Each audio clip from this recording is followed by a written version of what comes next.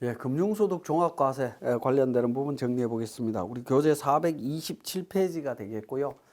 자, 금융소득은 이자소득과 배당소득을 합쳐서 우리가 금융소득이다라고 이야기를 합니다. 금융소득의 대부분은 분리과세로서 납세 의무가 종결이 됩니다.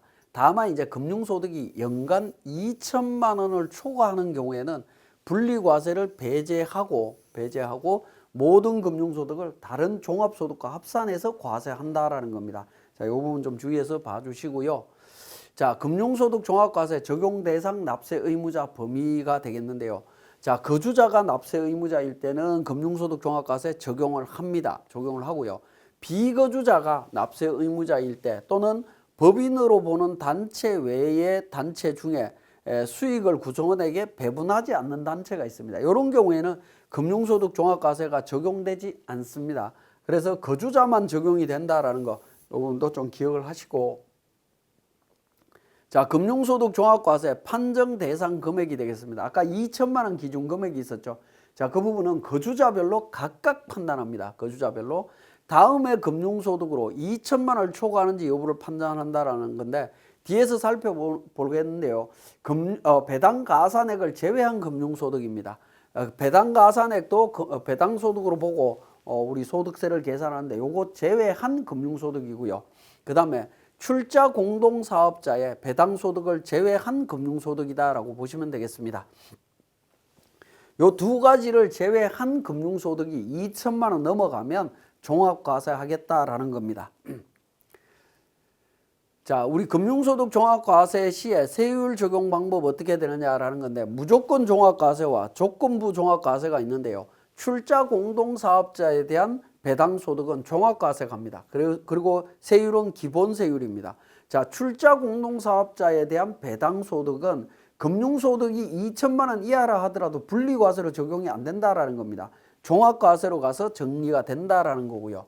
국내에서 원천징수되지 않는 금융소득이나 원천징수 대상이 아닌 국외에서 지급되는 금융소득인 경우에 종합과세 하는데 2천만 원 이하인 경우에도 다른 소득과 합산해서 종합과세를 합니다. 자, 그 다음에 조건부 종합과세가 있습니다. 무조건 종합과세는 빼고요. 조건부 종합과세는 위에 있는 1번, 2번, 3번에서 1, 2, 3을 더해서 2천만 원을 넘어가면 종합과세로 가고요. 1, 2, 3을 더해서 2천만 원 미만이면 분리과세로서 납세 의무를 종결시키면 된다라는 겁니다. 그래서 2천만 원까지는 14%, 2천만 원 초과분에 대해서는 기본세율로 적용을 한다라는 겁니다. 자, 이 부분에 대한 부분들은 이미 금융소득 종합과세 대상자인 분들은 우리 국세청에서 안내문이 나올 때, 소득자료 안내문이 나올 때 표시가 돼서 나옵니다. 금융소득 종합과세 대상자인지 아닌지 표시되어 있기 때문에 그 표시를 보고 판단을 하시면 되겠습니다. 물론 2천만 원이 초과됨에도 불구하고 표시가 안 되어 있을 수도 있습니다. 그런 경우에는 납세자가 스스로 알아서 신고하셔야 된다라는 겁니다. 자, 금융소득 금액이 2천만 원 초과라고 이야기했는데 2천만 원의 구성 순서가 어떻게 되느냐. 2천만 원까지를 이자와 배당에 대한 부분으로 구성이 되어 있는데 이걸 어떤 소득부터 채울 거냐라는 건데 이자 소득부터 채웁니다. 이자 소득, 본래 배당 가산 대상액이 아닌 배당 소득, 그 다음에 본래 배당 가산액 대상인 배당 소득, 요 순서대로 채웁니다. 요 순서대로 채워갖고 2천만 원을 구성하고 나머지 금액을 기준으로 해서 그로스업 대상, 즉 배당 가산액을 계산한다라고 보시면 되겠습니다. 자, 배당 가산액이나 배당세액 공제, 이 부분 제도가 뭐냐라는 건데요. 이걸 왜 하느냐라는 건데 이중과세 적용 배제하기 위해서입니다. 이중과세를 조정하기 위한 부분인데 적용 대상 배당소득은 내국 법인으로부터 얻은 배당소득이어야 되고요. 법인세가 과세된 소득을 재원으로 하는 배당이어야 되고 종합과세되고 누진세율이 적용이 될 때 이 제도가 적용이 된다라는 겁니다. 자, 배당 가산액은 어떻게 계산할 거냐? 이 부분도 굉장히 실무적으로 우리 프로그램에 등록할 때 굉장히 중요한 내용이 되겠습니다. 자, 총 금융소득에서 2천만 원 빼고요. 대부분은 2천만 원 빼고 그 다음에 그로스업 대상 배당소득 둘 중에 작은 금액 기준으로 11% 적용하시면 되겠습니다. 자, 총 금융소득에서 2천만 원 빼고 그로섭 대상 배당 소득하고 둘 중에 작은 금액 기준으로 11% 계산하시면 됩니다. 자, 배당 소득의 이중과세 문제 해결이다라고 되어 있는데 이게 어떤 의미냐라는 겁니다. 자, 법인 단계에서 과세가 일어나겠죠. 당기순이익이 있을 거고 세무조정을 통해서 각 사업연도 소득 금액을 계산을 합니다. 여기에 비과세 소득이라든가 비과세나 소득공제 2월 결손금을 차감해서 과세 표준을 계산하고요. 세율 정해서 세금을 내게 됩니다. 그러니까 결과적으로 어떻게 되죠? 당기순이익은 과세된 소득이다라는 겁니다. 그런데 그러니까 그 과세된 소득은 당기순이익은 미처분 이익잉여금에 포함이 된다라는 거죠. 미처분 이익잉여금은 법인세가 과세된 기본 소득이 됩니다. 그리고 이 미처분 이익잉여금이 배당 가능 이익이고요. 주주총회를 거쳐서 미처분 이익잉여금 범위 내에서 주주에게 배당을 결의할 수 있습니다. 그래서 배당금을 지급할 수 있다라는 게 되겠습니다. 그러면 법인 주주한테 귀속된 내용은 법인세가 과세되는데 이때 법인세 과세가 이중과세죠. 이중과세다 보니까 해결 방법은 수익금액 불산입 제도를 두고 있습니다. 수익금액 불산입 제도를 통해 갖고 정리를 하고 있다라는 거고요. 그 다음에 개인 주주는 소득세가 과세가 되는데 요거는 이제 배당 가산 제도와 배당 세액 공제 제도를 통해 갖고 정리를 하고 있습니다. 내가 1,000만 원의 배당을 받았지만 거기에 대한 11% 110만 원만큼 더 받은 걸로 보고 1,110만 원 기준으로 소득세 계산한 다음에 110만 원을 세액 공제 금액에서 빼주겠다라는 겁니다. 이렇게 가는 이유는 개인과 법인의 세율 차이 때문에 이렇다라고 보시면 되겠습니다.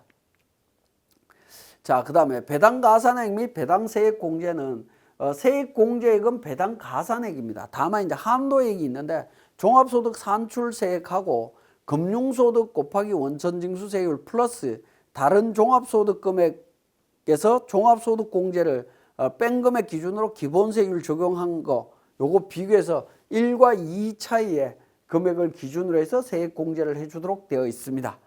자, 요 부분은 한도 계산하는 거는 우리 프로그램이 자동으로 알아서 다 계산을 해주기 때문에 크게 신경 안 쓰셔도 됩니다. 자, 금융소득세액 계산은 종합과세 방식 산출세액과 분리과세 방식 산출세액 중에 큰 금액으로 하도록 되어 있습니다. 그래서 결과론적으로는 어떻게 되느냐? 원천징수세액만큼은 환급이 나오지 않는다라고 보시면 됩니다. 원칙적으로 환급이 될 수가 없습니다. 그렇지만 우리가 산출세액을 계산했는데 그 다음에 세액공제로 인해서 세액이 차감되는 경우가 있죠. 자녀세액공제, 연금계좌 세액공제 뭐 이런 부분들이 있습니다. 이런 걸 적용을 하다 보니까 세액이 환급이 일어나는 경우들이 있습니다. 이런 경우에 어떻게 할 거냐라는 부분인데요. 공제기준 산출세액을 넘어서는 부분에 대해서는 세액공제를 적용해 주지 않겠다라는 부분이 되겠습니다. 자, 종합소득 산출세액에서 종합소득 산출세액 곱하기 종합소득금액 분의 62조에 따른 원천징수세율을 적용받는 이자소득금액, 배당소득금액의 합계액을 기준으로 적용을 한다. 즉 산출세액에 대해서 이자 배당소득에 대한 산출세액을 별도로 안분계산하겠다라는 겁니다. 그리고 이자 배당과 관련 없는 산출세액에서만 이러한 세액공제에 대한 부분을 적용해 주겠다라는 겁니다. 예를 들어서 이렇게 계산한 산출세액이 예를 들어서 뭐 300만 원이다 라고 가정을 하죠. 300만 원인데 자, 자녀세액공제, 연금계좌세액공제 이거 전부 다 합쳤을 때 350만 원이다. 근데 전체 산출세액은 500만 원이다 라고 가정을 하면 500만 원 중에 200만 원은 이자 배당소득과 관련되는 산출세액이고 300만 원만 다른 소득과 관련되는 산출세액이다라는 겁니다. 이 다른 소득에 대한 산출세액에서만 이런 세액을 공제해 주겠다라는 겁니다. 근데 300만 원인데 자녀세액 공제라든가 이런 게 전부 다 350이라면 50만 원은 그냥 없는 걸로 보겠다라는 겁니다. 그죠? 없는 걸로 봐서 정리를 합니다. 이 부분이 우리 종합소득세 그러니까 신고서 만든 다음에 전자신고하면 전부 다 이제 초과되게 되면 거부되도록 되어 있습니다. 경고 메시지 내지 오류 멘트가 나타난다라고 보시면 되겠습니다. 자, 이자 소득과 근로소득이 있는 경우에 거주자의 근로소득 세액 공제 어떻게 되느냐? 뭐 세액 공제 다 가능하고요. 근로소득 세액 공제로 인해서 금융소득 원천징수 세액이 일부 환급될 수 있다라는 겁니다. 자, 이 부분도 마찬가지로 이자 소득과 배당 소득에 대한 산출세액과 근로소득에 대한 산출세액을 분리해서 계산을 합니다. 이렇게 분리해서 계산하다 보면 이 부분에 대해서는 근로소득에서 발생된 거기 때문에 이걸로 인해서는 환급이 나올 수 있다라고 보시면 됩니다. 자, 공동사업자의 소득금액 계산 및 금융소득 종합과세 여부 부분이 되겠는데, 자, 이 부분에 있어서는 금융소득 종합과세에 있어서 공동사업에서 발생하는 금융소득은 공동사업자의 지분 또는 손익 분배 비율에 의해서 분배되었거나 분배될 금액을 각 거주자의 금융소득에 합산한다라고 보시면 되겠습니다. 예를 들어서 이제 뭡니까? 저하고 김철수하고 공동사업을 합니다. 그러면 외상매출금 받은 금액들이 제 대표 사업용 계좌에 들어가 있겠죠. 들어가 있는데 거기에서 이자 소득이 생겼다. 그러면 전부 제 게 아니라는 겁니다. 이 부분에 대해서는 5대5로 나누어 갖고 김철수한테 절반, 저한테 절반 분배한 금액을 기준으로 금융소득 종합과세 그러니까 관리를 하시면 된다라고 보시면 되겠습니다. 자, 지금까지 설명드린 내용을 우리 세무사랑 프로에서 정리해 보겠습니다. 자, 교재 433페이지에 금융소득 세액 계산 실무라고 해서 내용이 나와 있습니다. 자, 이 부분 보시면 금융소득은 우리 개인조정의 과표 및 세액 계산의 종합소득세 신고서에 두 번째 있는 종합소득세 신고서가 되겠습니다. 자, 이 신고서에 보시면 상단에 신고 유형부터 그러니까 기장 의무 관련되는 정보 입력하도록 되어 있고요. 그 밑에 보시면 이제 각종 소득에 대한 정보를 입력하도록 되어 있습니다. 이자 소득부터 기타 소득까지 전부 정보를 입력하도록 되어 있는데, 자, 맨 위에 보시면 1번 소득 구분 코드가 있습니다. 이 소득 구분 코드와 관련되는 부분들이 기본적으로 금융소득, 이자, 배당, 사업, 근로, 연금, 기타 소득을 전부 다 구분하는 부분이라고 보시면 되겠고요. 금융소득과 관련되는 부분에 있어서 대부분은 보면 F2번을 눌러서 내용을 확인해 보시면 됩니다. F2번 11번부터 시작해서 쭉 67번까지 내용들이 나와 있는데, 자, 11번부터 20번 사이에 있는 코드 번호들이 금융소득이다라고 보시면 되겠습니다. 우리 교재에 있는 것처럼 11번이 비영업 대금 이익이고요. 그 다음에 13번이 일반적인 우리 은행에서 받는 이자 소득과 관련되는 부분이 되겠습니다. 14% 원천징수되는 소득이고요. 그 다음에 배당 가산액 적용 대상 배당 소득이라고 해서 21번 있습니다. 21번. 이 부분은 우리 국세청에서 금융소득 금액을 확인하게 되면 그로수업 대상인 경우에는 알파벳 G로 표시가 되어 있을 겁니다. 그 금액을 의미한다라고 보시면 되겠고요. 그 다음에 22번이 배당 가산에 해당되지 않는 소득이 되겠습니다.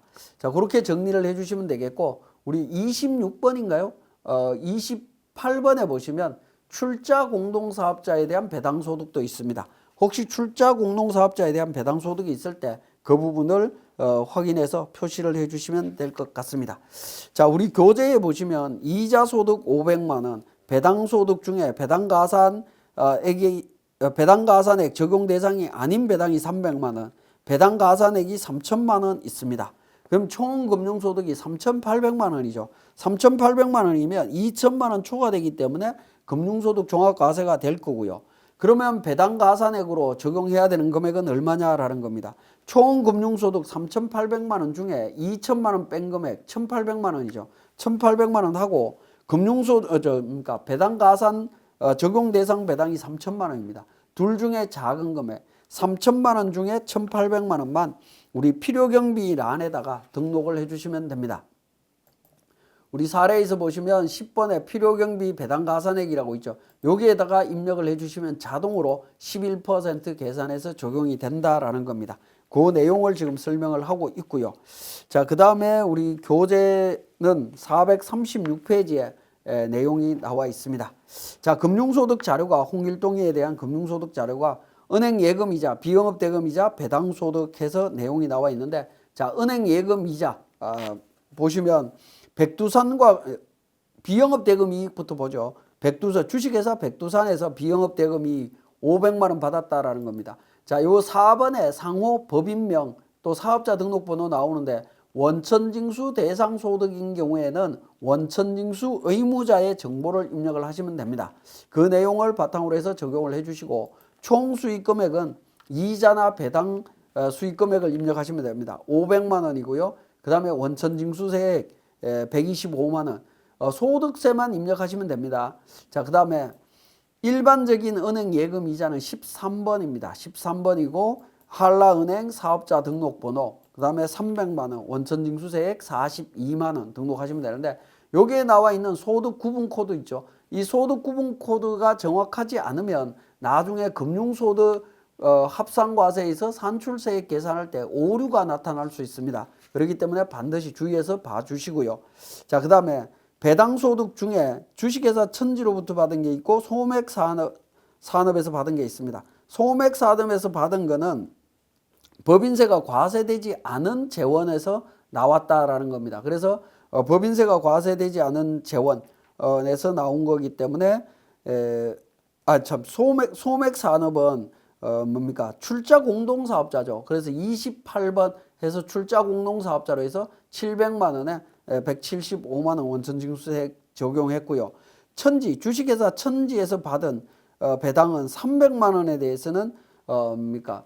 그 그로스업이 안 되는 배당이다라는 겁니다. 그죠? 그런 경우에는 그로스업 대상이 아닌 거는 22번 코드로 300만 원 등록해 주시면 되겠고요.